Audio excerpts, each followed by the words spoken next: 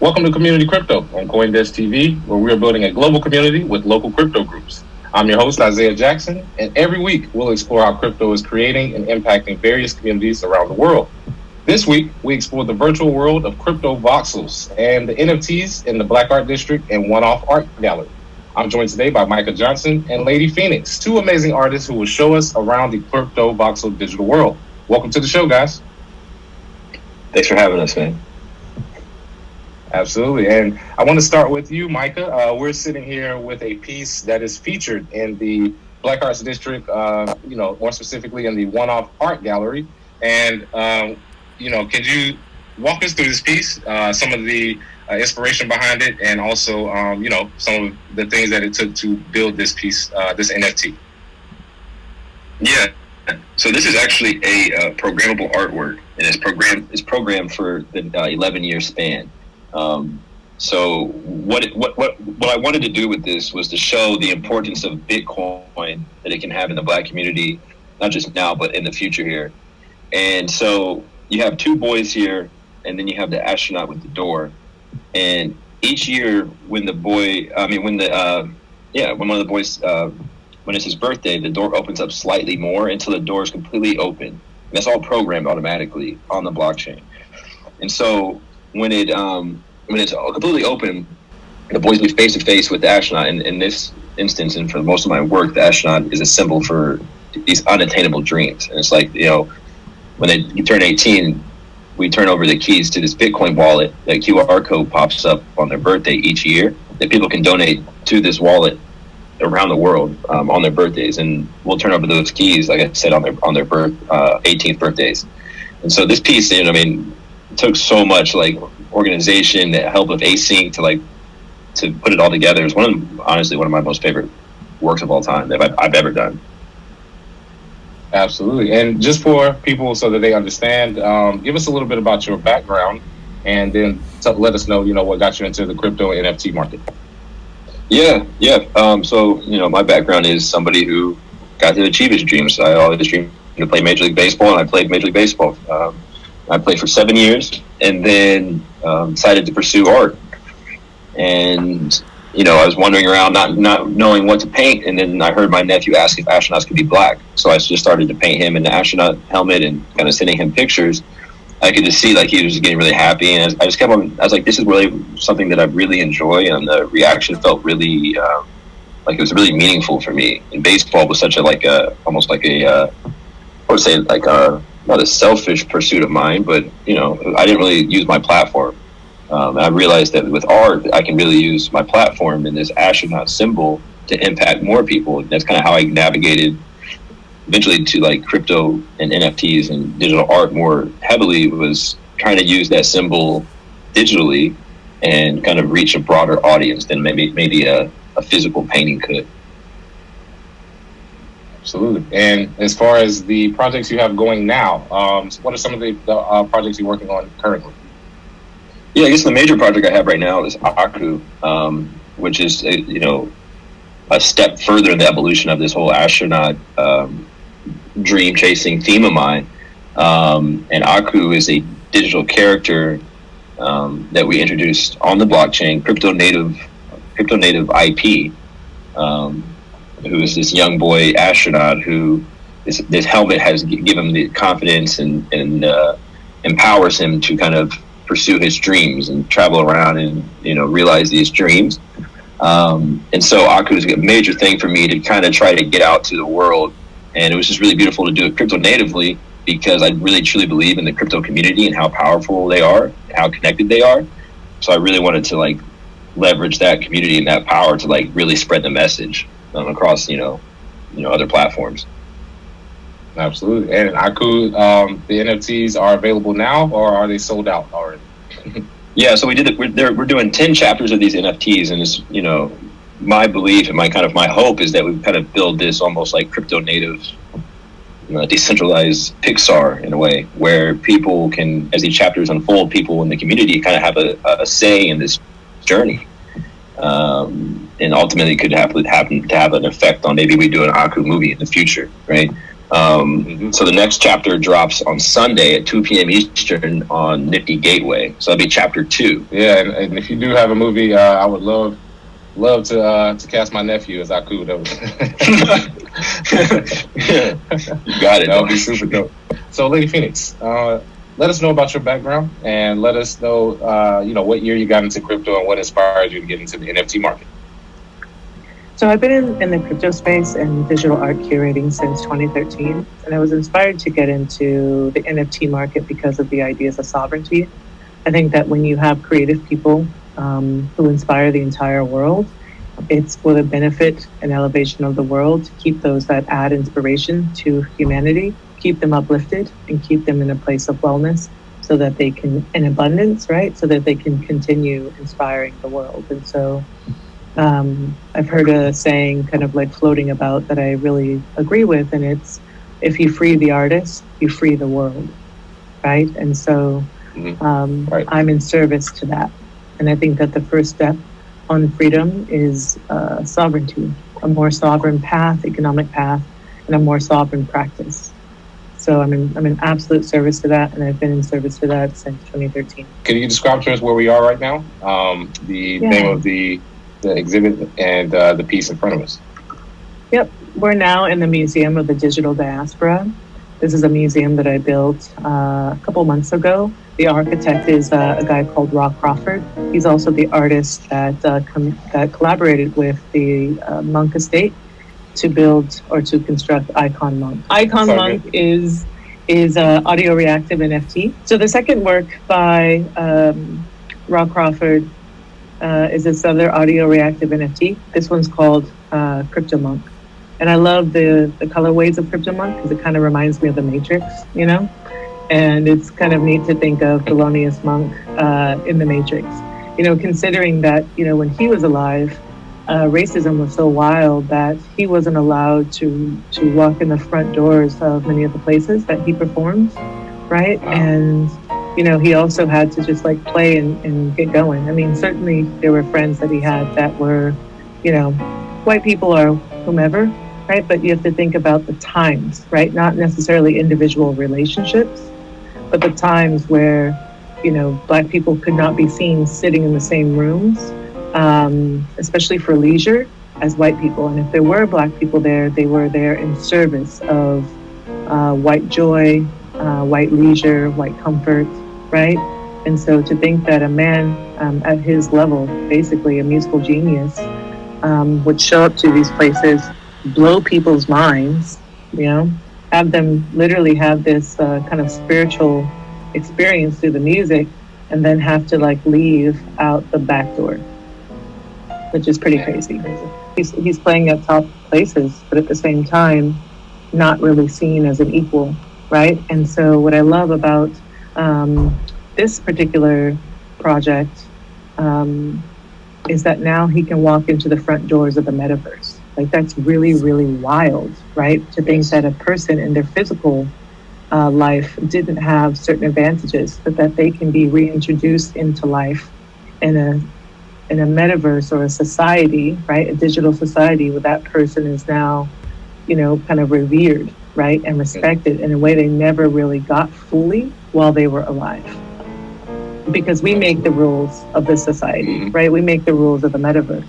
So to think that a person can, I don't want to say resurrected, I don't want it to sound too strange, but that the spirit can live on, in a place that's both virtual and sort of like physical for us at the same time, right? We can still enjoy them. Oftentimes this is a discussion that happens when it comes to art, saying, well, why, like someone asked me on a Clubhouse, why are there only 1.3% Black artists in the space who are being collected? That's not really a question for me. That's a question for you as a collector. Why aren't you doing more to collect Black work? Right? And so what I brought up is that a lot of times our work is figurative, right? And so people have been taught to be afraid of the Black image, or they've been taught anti-Blackness. Even Black people, right? Anti-Blackness has been taught to Black people. So everyone is under this oppression of anti-Blackness. And so, when a work is figurative, meaning they have Black subjects, in the work itself, such as like CryptoMonk or Icon Monk, if people can't identify with that Black person, right? Because they're first seeing that person is Black before they actually acknowledge that that's a person, right? They have to reconcile with years and years and years of miseducation around Blackness. They have to reconcile with their own anti-Blackness, even as a Black person, right? And so if people can't identify with what they're seeing, with what's being presented before them, there's no feeling for them, they won't buy. And if the feeling they have is one that might be slightly negative in any kind of way or adverse, then of course they won't buy. And since there's a great deal of anti-Blackness, to me that would explain why Black artists are not collected at the same rates as other artists and why they might only represent 1.3%.